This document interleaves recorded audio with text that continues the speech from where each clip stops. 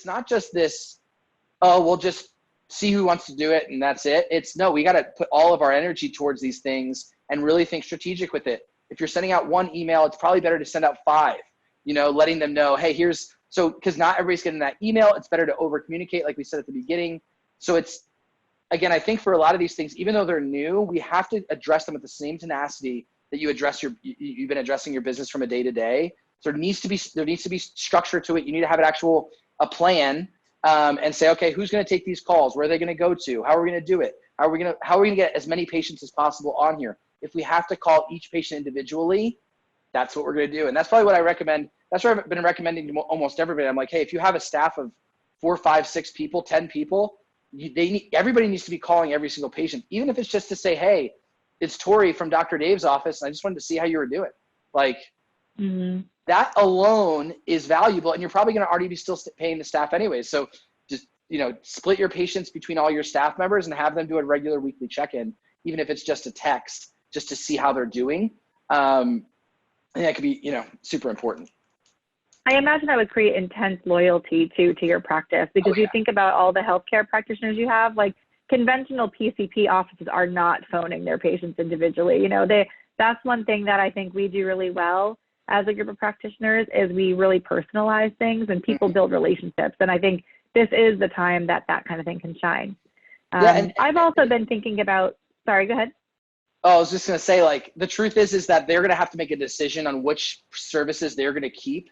And they're going to look at each, just like when you're looking to break up with somebody, you're going to look at and say, what are the positives? What are the negatives of this thing? And if all you can think about is, man, this person has been here for me since the beginning of this thing started, there's no way I'm going to leave that. And that's what's keeping me healthy. And you've educated them, letting them know that your care and our practice is, and another thing, a good one is too, is I've had patients that have come to clients and say, thank God I was under care with you, and I'm more able to survive this virus. I think letting people know that and saying, hey, it's such a blessing that we've been able to have you under care, or however you want to phrase it, under care up until this point, so we can keep you strong, keep you healthy.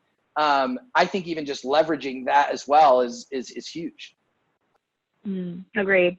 And it's been interesting to see how the groups, the companies I engage with, mostly around my kids, have had to transition things too, and seeing how some do it successfully and others really struggle. And some of them, like our gym, sent us an email saying, like, yeah, we're shut down, but we hope you give us the money as a donation so we can continue to collect your subscription fee.